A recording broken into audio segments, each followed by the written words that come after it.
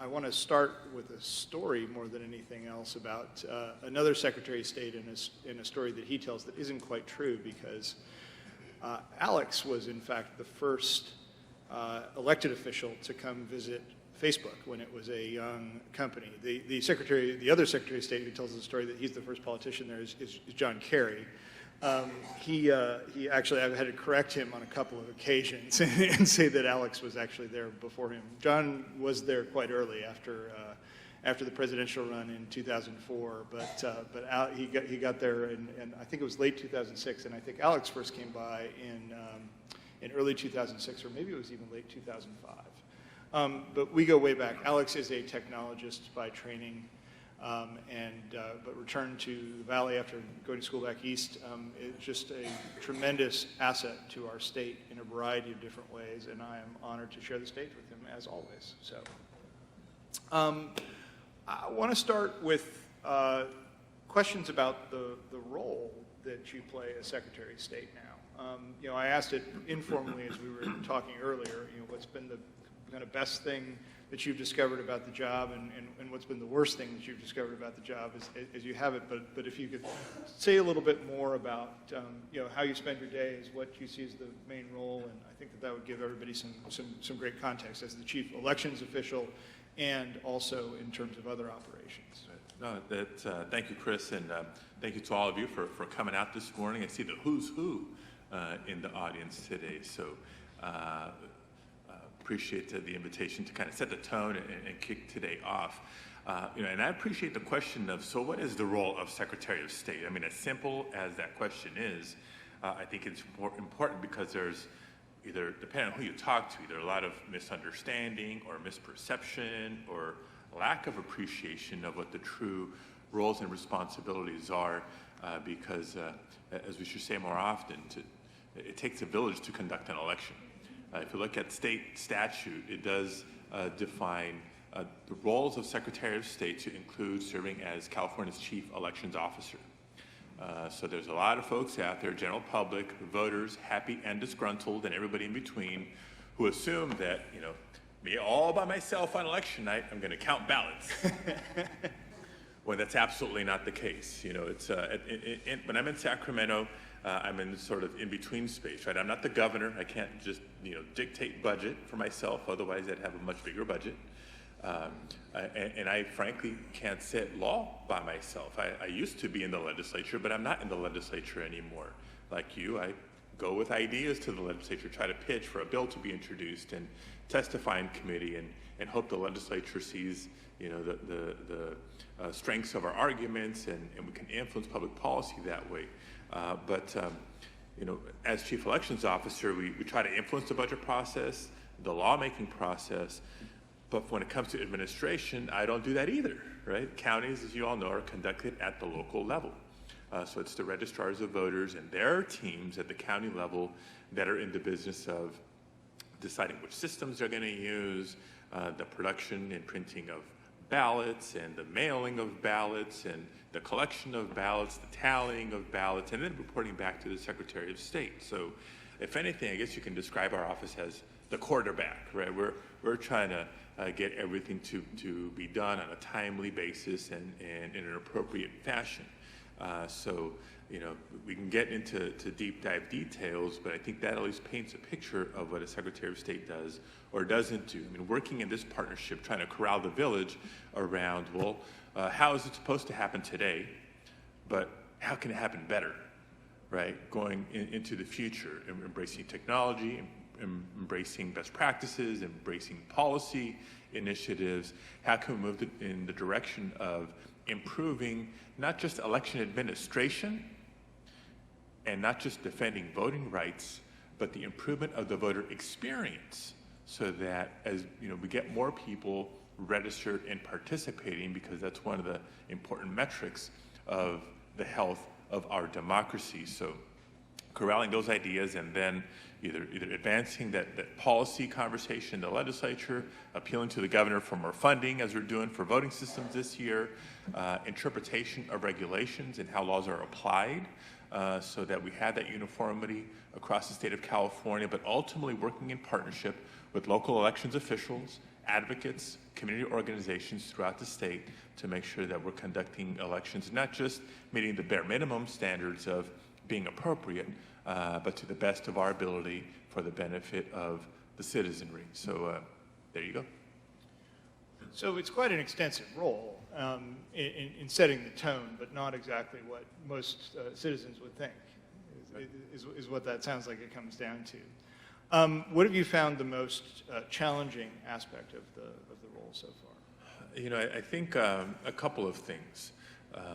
One is just that, the understanding that folks that are very active and passionate about elections and voting rights have or don't have about the specific role of the secretary. Right? If I had a nickel for every time somebody demanded that I count their vote, like, okay, well, I agree, but let me tell you how it happens. You know, that's one piece that we have to, I think, continuously work on. Number two, last year, so I was elected in November of 2014, sworn in January of 2015. So the calendar year 2015, first year on the job. And then, bam, 2016 happens, my first election cycle. And what an election cycle it was, right? And as part of leading up to the elections, we're promoting registration, want to make sure voters know their rights, and we're trying to add new tools to the toolbox of getting the word out and facilitating people participating in elections. And again, if you look at state law, the requirements are kind of minimal. Okay, so I have a web page where we have to post information. We work with traditional media, of course, and issue press releases and host events and whatnot, but there's a tremendous, tremendous opportunity to leverage the strength of social media platforms. And I mean, just to give you a flavor for it, when I came into office, we inherited a Secretary of State's office Twitter account that had about 300 followers for the state of California, right? So clearly growing that was a priority, and not just Twitter, but we're on Facebook, and we have Instagram, we have Snapchat, and, you know, not in lieu of press conferences and press releases, but, you know, how do you do it all? Because that's, you know, what society kind of expects nowadays. Well, I think one of the tough challenges of last year is learning both the upside of social media tools in getting the word out in numerous ways, innovative ways, especially for millennials who are increasingly, you know, living and breathing on their smartphone day in and day out. But also the challenge of social media when bad information gets out. It is extremely difficult to get the toothpaste back in the tube once, you know, a message has gone viral or even a video has gone viral, and, you know, trying to respond as much as possible to clarify information, bad information that's out there, was a significant challenge of 2016. Let me also recognize the elephant in the room. You know, even before the November election, there was a lot of chatter about, you know, the potential for somebody to hack or rig the election. And that had to become a more than daily talking point in every meeting that I had, in every press interview that I had, you know, the safety measures and protocols that are in place to protect the integrity of our elections. And because of the decentralized nature of how we conduct elections, you know, the simple fact that people forget machines are not allowed to be connected to the internet in the administration of elections in California, you know, is a significant safeguard against the compromising of our elections. And a lot of other stuff. And it didn't just happen before the November election. As you all know, you know, soon after the November election, allegations of massive voter fraud that we continue to fight to this day. It's a frustrating part of the job, a tough part of the job, not because we think we're vulnerable. We stand by how we conducted the 2016 elections, but the frustration having to explain and reiterate and explain and reiterate over and over again. And now we have a commission that's going to look for, you know, 3 to 4 million illegal votes that frankly just do not exist. So if there's been a challenge as Secretary of State, it's kind of fighting against that bad information. So being in California and sort of having some you know, sort of barrier from the rest of the nation in the way that politics is conducted here and kind of who's in power. What do you make of what's going on in the rest of the country and how that gets fought in the rest of the country, especially with regard to, you know, voter fraud and this and false allegations of voter fraud in this new commission? Right, and so frankly, that was a big motivator for me to seek this office to begin with. I mean, yes, as a legislator for 8 years, seeing reports and audits and things like that come across my desk of what the Secretary of State's office as a whole was doing or not doing, how things could be improved, but initiatives languishing or things not happening very fast. So just from a public service standpoint, there was a desire to go in there and try to do better. But it wasn't lost on me. As someone who left an engineering career behind, got into public service through the political campaign side. I was a volunteer once upon a time that made my way to organizer, that made my way to campaign manager for legislative races in the early to mid 90s before I ever ran for office in 1999. So, when I was elected to this, I was sort of coming full circle. Among my jobs, the most important part of the job is to try to get more people registered to vote who are eligible but haven't registered, or how to get more people who are registered actually voting in elections. I felt like I was, back to the first campaigns I worked on, where that's exactly what we were doing at a grassroots level. For being in California, given the political leanings of our state, looking at what was happening across the country, and we've been hearing the stories for several cycles now, dating back to Shelby v. Holder's ruling at the Supreme Court. Once that pre-clearance requirement was undone, the voter ID laws, the creative ways of purging voter rolls, the reduction or outright elimination of early voting opportunities, on and on and on, under the false premise of voter fraud, and we can have that discussion debate, and we should, but these initiatives having the net effect of disenfranchising a lot of eligible citizens who disproportionately are working class communities, communities of color, very young voters, and some very elderly voters as well, was frankly just wrong. And in my opinion, sort of un-American, unpatriotic, et cetera. So I ran for Secretary of State in California to be the counterexample, right? How can we yes, maintain the integrity of our elections, but show a better way and a different way of facilitating people being involved in the political process? And given the size and the diversity of the state of California, if we can do it here, whatever that initiative is, then there's no excuse for anybody else to not do it, right? Whether it's automatic registration or the change in how we administer elections from the old way to the Colorado model or whatever description you want to wrap around the series of reforms. And so I think prior to 2016, that was kind of the lay of the land. And now there's a more intense spotlight on what we're doing and how we're doing in California, given from a voting rights perspective, the challenges that we're seeing in so many other states. I mean, it's frustrating, but we can't give up to push back. I'll just take voter ID as one example, right? Supreme Court says we're not going to touch the North Carolina law, which was overturned. And just a few weeks ago, the Texas law that was not just deemed, unlawful, but let's be clear about this, discriminatory in its design and adoption. That's what a lot of the rest of the country is up against. And if there's going to be a beacon of hope, again, not just from a let's administer elections appropriately point of view, but from a voter experience and a voting rights standpoint, we have both the opportunity and the responsibility here in California to lead the way. Absolutely.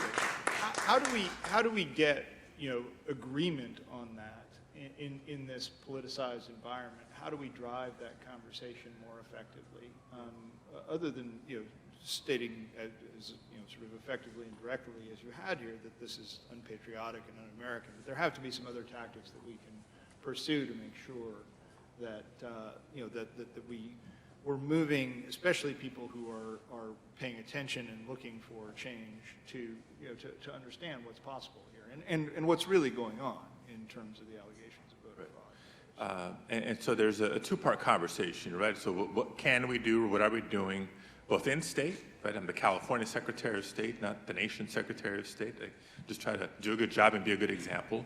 But how do we influence the national discourse, I think, is the spirit of the question. And a lot of it is, again, education, not just for the sake of influencing public opinion, but the folks that are going to be in those key decision-making roles. It's one of the reasons I've been vocal and outspoken since day one of the new presidential administration on, okay, if he selects somebody as part of the transition team, my colleague from Kansas, let's look at that history and understand the nature of what's going to be proposed and considered and discussed by the new administration.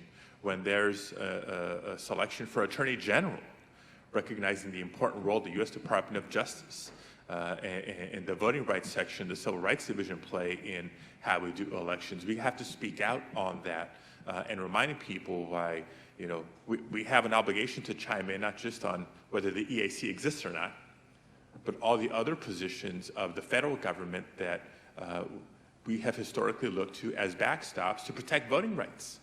And a new layer that was added last year, because of the chatter leading into the November election about potential hacking or rigging, one of the things couple things that I didn't expect to do as Secretary of State that have really sort of stood out. One is being in as regular contact with both the FBI and the Department of Homeland Security as we are, because of the discussion and the debate on whether our election systems should be considered critical infrastructure. And that was the designation that was made in the final days of the Obama administration, and what that means. So a lot of ways that we need to chime in the national policy discourse and the national political discourse. But when it comes to pushing back on, the lie that is massive voter fraud, it's fighting it not just with a different perspective, but a different perspective supported by the facts. Supported by the facts. So I ask all of you to share and to retweet and post, not just, well, we don't believe voter fraud is rampant in the United States, but point to the study after study, the report after report, the investigation after the investigation that has already been done that shows that voter fraud is exceedingly rare and always very isolated, and that this commission that was announced last week is going to be a big waste of taxpayer dollars. And especially, some of the multiple registrations were asserted as a basis of fraud. As it turns out, Steve Bannon and a number of others Right. seem to have multiple registrations How sitting ironic. there, interestingly enough. So let's focus in on some of the practical things that are being done in the state right now. Tell me a little bit more about AB 668 and where things are going in modernizing our electoral system in California, and in particular how it can drive the connection and use of technology more effectively in our future still decentralized system. Right. So actually, let me say two things by way of background or context here. One, I appreciate being able to come to the discussion with a unique voice, not just as a secretary, but as one of the few elected officials that comes from an engineering or a technical background. Right. So if you look at the course of my career, from my days on city council, digital divide initiatives, et cetera, to my days in the state Senate, where you look at a lot of my the legislation that I'm proudest of, it's answering the question of can we use modern day technology to improve X, whether it's transportation or healthcare or education or seismic safety or on and on and on. But now serving in the executive branch, I get to apply that question to this space of election and elections administration. So between that perspective and a little best practices assessment here early on in my first term, my first year, our big legislative priority was automatic voter registration, right? We've had NVRA and motor voter for a couple of decades now, so the policy is nothing new, but given technology, we're able to do it in a much more effective and efficient and inclusive way. And we can talk more about that in a minute, but I'm proud to say we're the second state. Oregon beat us. We're the second state to adopt automatic registration for the state. Year two, my big policy priority was Senate Bill 450, which I see some of the registrars in the room. You'll know, we're going to be moving in the direction of elections, how we have administered them in the past, to a way where we embrace a little bit of technology, build on vote by mail, allow for early voting, flexibility for voters to vote early, vote anywhere in their county, not just the precinct or the polling place closest to where they live. And so that was also passed, signed into law, and you'll start seeing counties make that transition starting in 2018 and 2020. This year, one of our two big legislative proposals is AB 668, which was introduced as a bond measure to fund new voting systems. Again, a little preaching to the choir here, but I see a camera, so for those watching at home, the last time there was a significant investment in new systems in our country was back in 2002, right? Everybody now remembers Florida 2000, Bush v. Gore, butterfly ballots, hanging chads, and Congress acting on a bipartisan basis to say, well, we can't let that happen again, right? The states need money for new systems, here you go. And if we look in California, through the 58 counties, county by county, a lot of counties took advantage of those resources, some not as much, but whether a county did or a county didn't, the bottom line is here we are in 2017 with counties utilizing systems that are well more than a decade old, in some cases 15 to 20 years old, which means they're working on technology that's 15 to 20 years old, whether it's operating systems that are no longer supported by vendors or equipment that's just physically failing. And again, I get to point to the general public, the example of, would you use a cell phone that's 15, 20 years old? You wouldn't accept that or stand for that. Any business operating with computers at their desks that are 15, 20 years old? No way. Yet that's the state of affairs when it comes to our election system. So, it's not like we haven't been having this conversation with the legislature, with the governor, with the Department of Finance, but knowing the urgency of the situation, right? Look at the Brennan Center and other reports. If there is a threat to our voting systems, yes, we're mindful of the Russians, which the president was, but it's the age of our equipment that stands as the largest threat.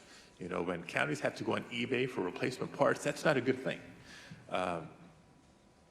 So, year three, it's like, we can't wait anymore. We can't wait to be written into a May revise. We can't wait to, have the governor say, oh, okay, you finally convinced me. If we have to go directly to the voters and make the case, and we think the voters are acutely aware of it now more than ever, then we're prepared to do that. And so that was the motivation behind sponsoring AB 668 in conjunction with Assemblymember Gonzalez-Fletcher this year.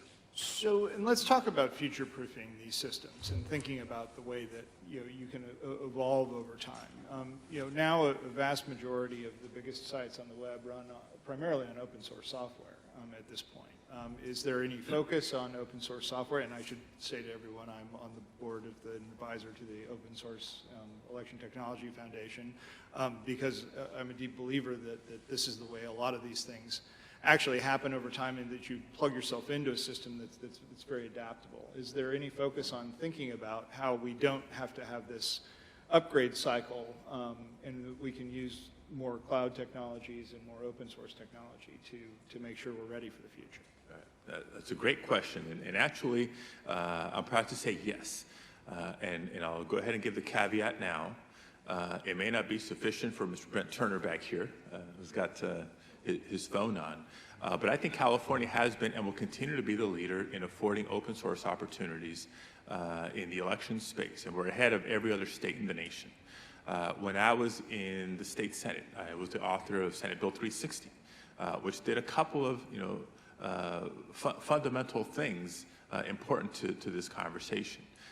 It changed state law to permit publicly owned systems, publicly owned, developed, designed, developed, and owned voting systems in California, where prior to that, counties were at the whim of what vendors were willing to offer or not offer.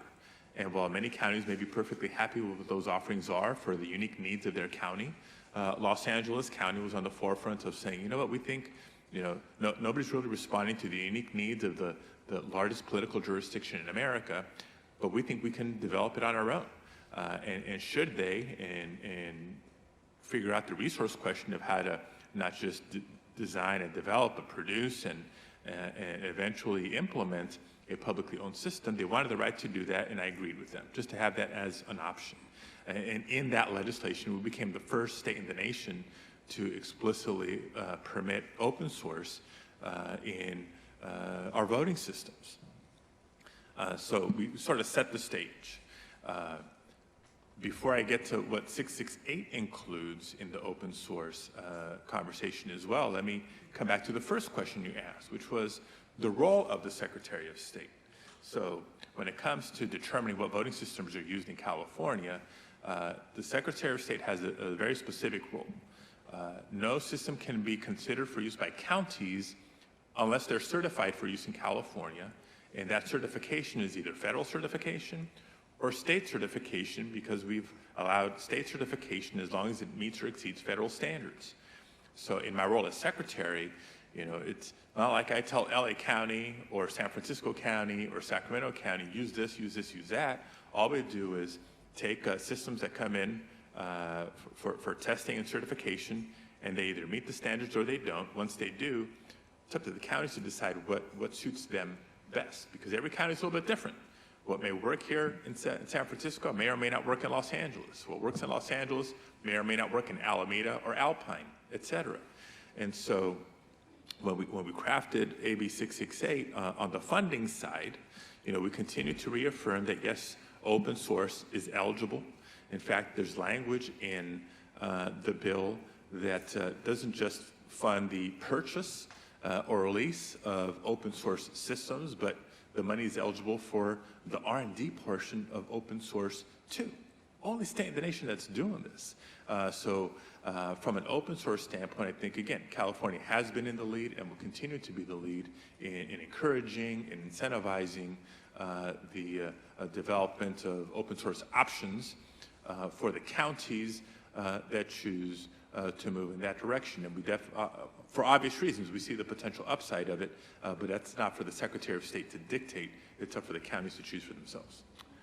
How do technology companies play more effectively in making sure that the users, people, citizens have the most modern tools to make sure that they're connecting with their elected officials through voting and otherwise? And how do we do that in a way that is collaborative and operating in a way that really kind of builds for the future again? Yeah.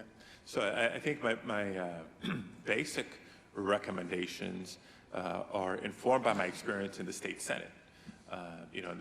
When you're serving in the legislature, every day you're in the Capitol, juggling between floor session and committees, et cetera. You have more than a few meetings in your office, and each and every day in Sacramento is an annual lobby day for somebody. It's an annual advocacy day for somebody. But here's the harsh reality of that. When you're in the Capitol, because you're juggling that and staff meetings and everything else, a typical meeting with a legislator lasts 15 minutes, 30 minutes if you're lucky, and with the member directly if you're lucky, as opposed to the chief of staff or the legislative person. And so it's not a ton of time if you want to tackle big, important topics and subject matter. And so my advice is twofold. Number one, don't just come up once a year, because as soon as you leave, guess what? The next group is coming in on a different issue. Keep coming, number one. Number two, don't just come to the Capitol. If you make an appointment with a legislator back in their district office, you'd be surprised how much more personal attention you get, how much more time you get. And that also affords you two more opportunities. Number one, it's not just, Assembly member or Senator Chris Kelly's here to see you, but Chris can bring maybe some of his employees and say, we're not just talking about a company, we're not just talking about a technology, we're talking about constituents here and what it means for us as a community.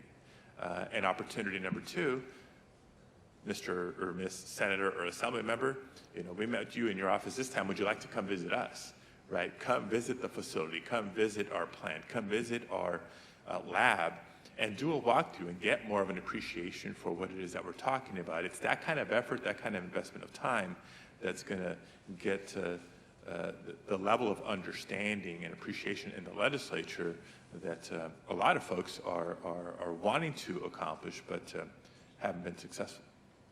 And then what digital tools do you connect with most directly in your office to do this type of connection and organizing? Think about voter registration and other techniques over time, especially.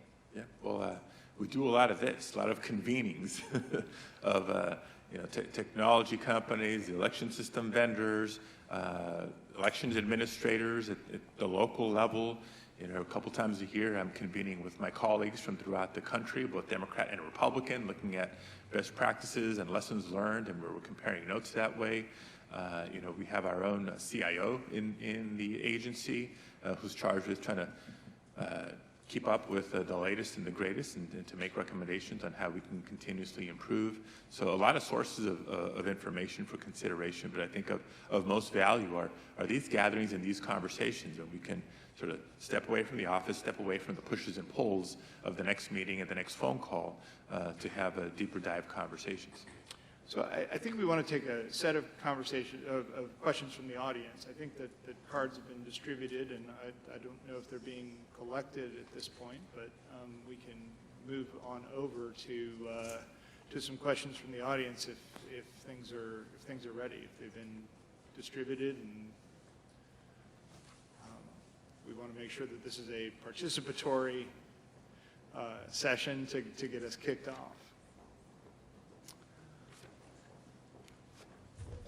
All right, looks like we've got a good slew of stuff.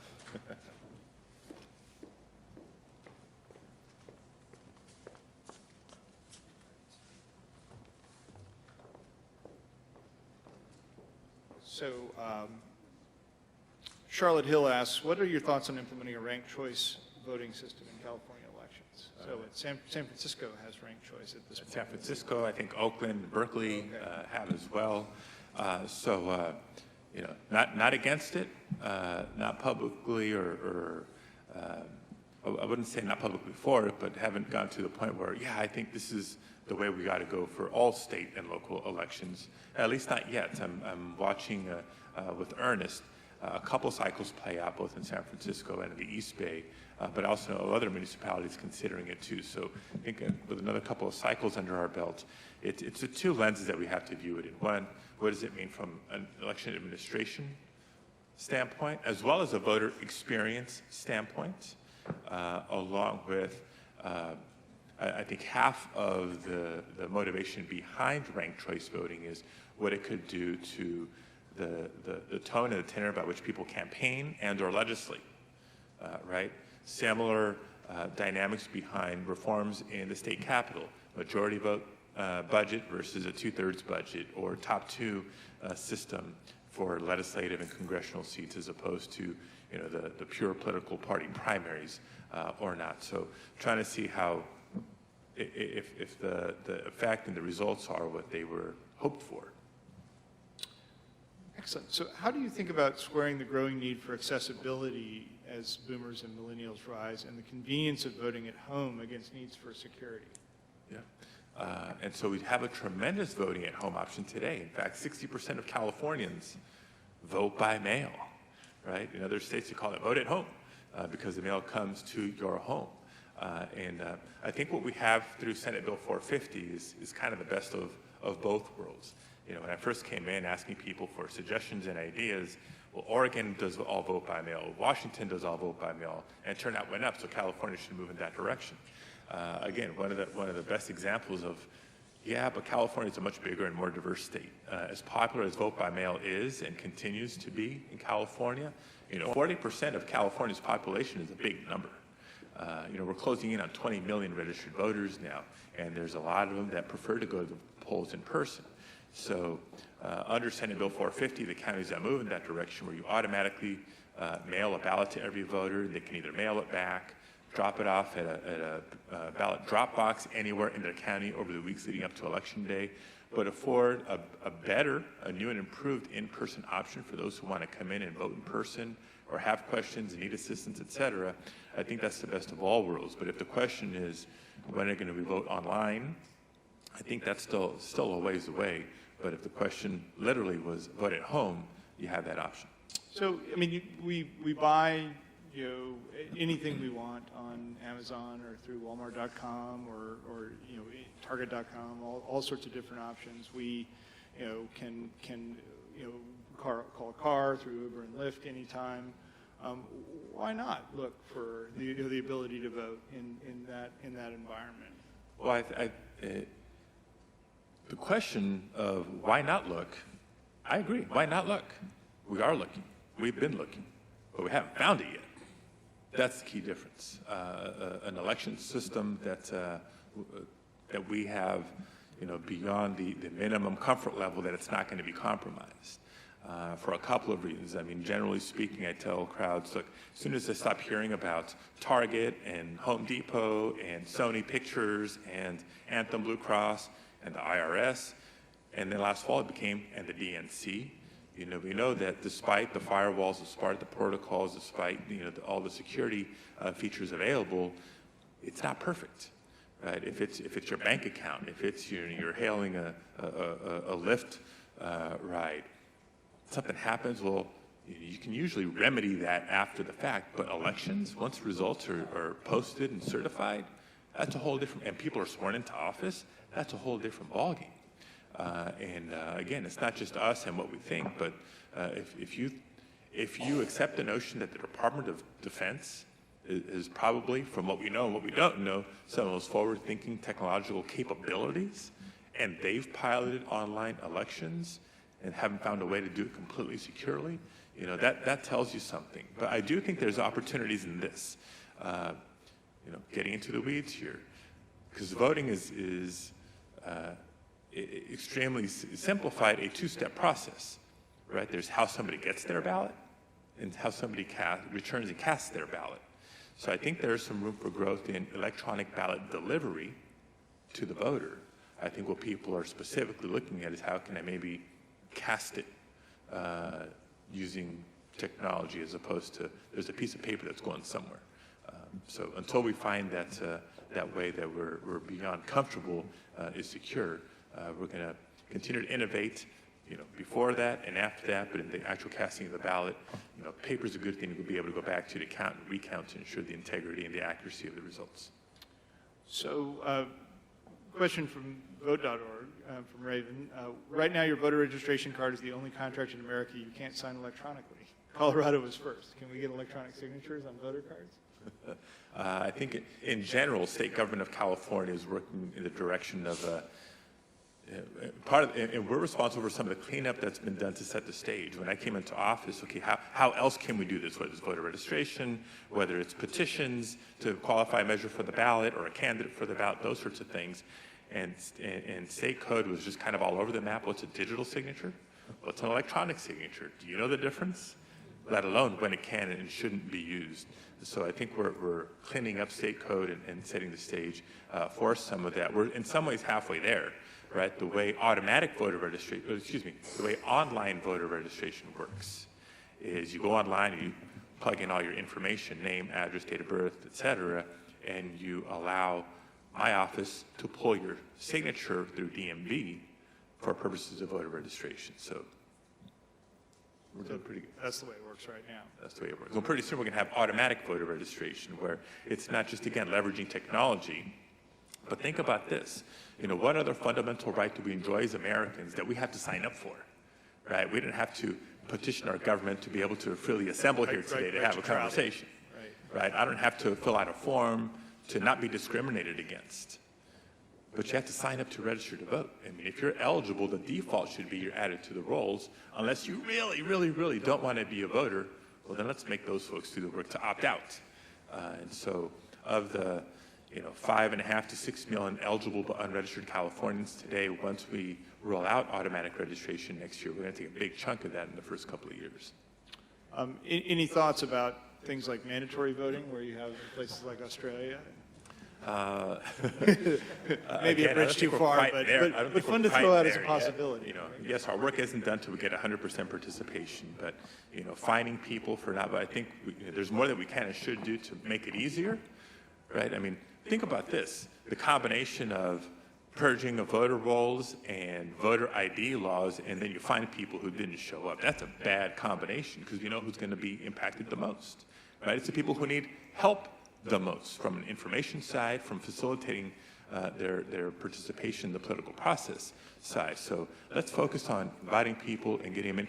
Look, California, we're doing great. I mentioned the 2 million net new registered voters since I first took office.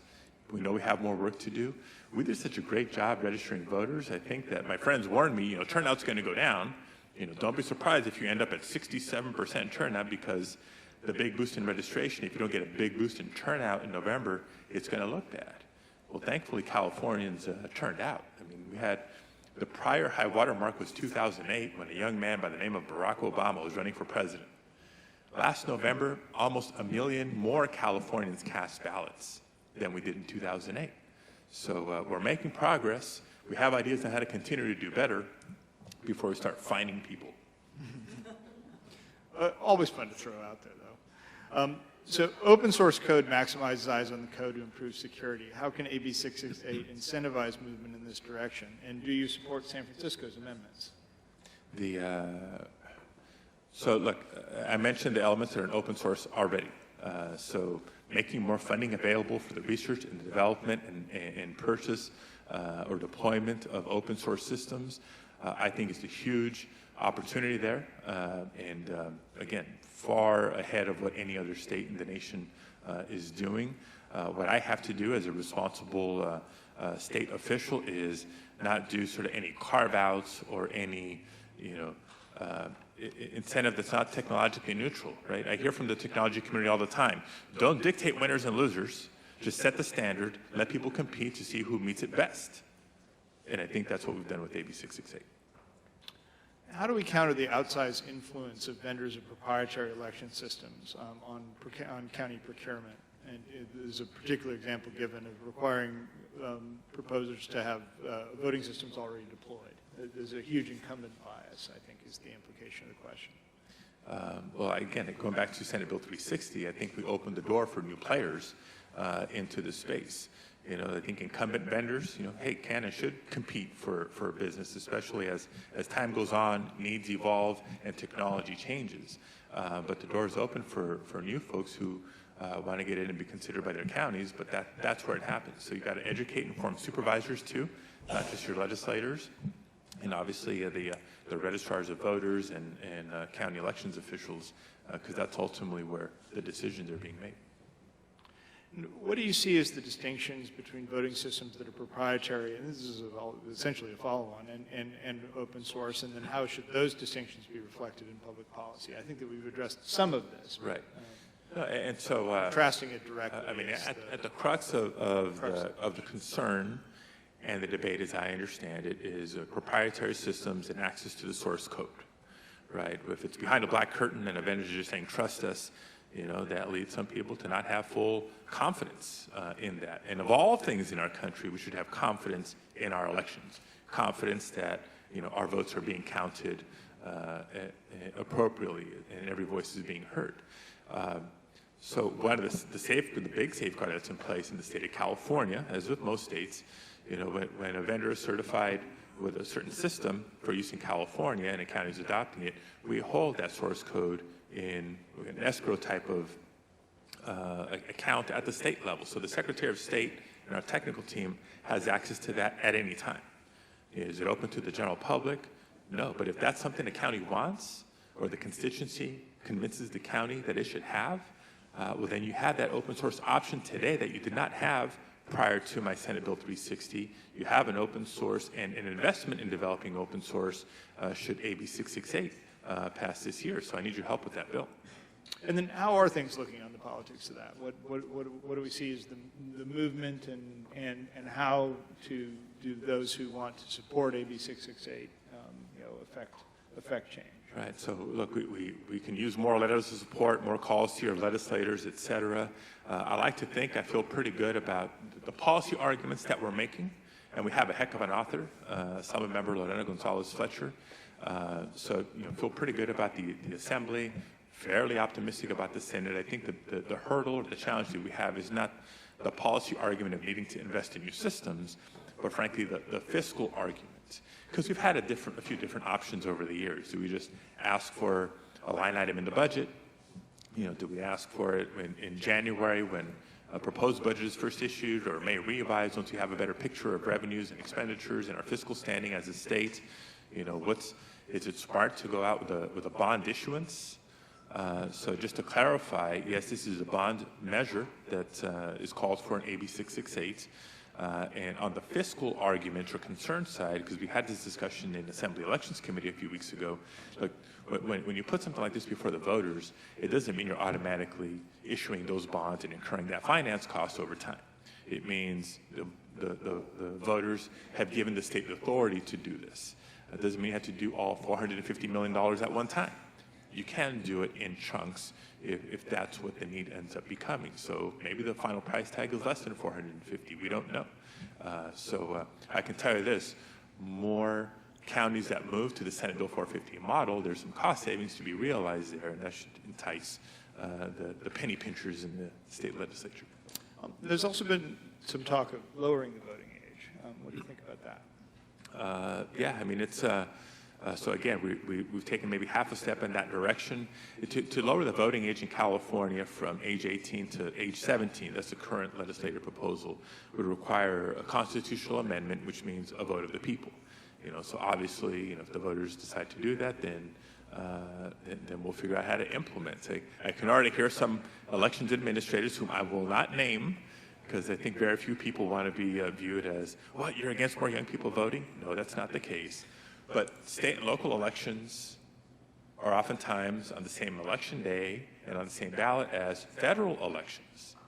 So without lowering the voting age for federal elections, you put administrators in the position of, okay, well, here's the ballot with all the federal choices you got to make, and then here's a separate ballot with state and local stuff, and what, multiple voter rolls, so it becomes an administration challenge, not insurmountable, but let's acknowledge the challenge. In the meantime, I think we can do more to get more 17, 18, 19, 20-year-olds, et cetera, registered and voting. And we're building on a bill authored by Senator Hannah Beth Jackson from a few years ago that allows for the pre-registration of 16 and 17-year-olds. So all the new voter registration cards that you're seeing distributed throughout the state now have that pre-registration option. So we get, now when I go visit a high school, I don't just talk to the seniors. I get to talk to the whole school and say, hey, fill this out.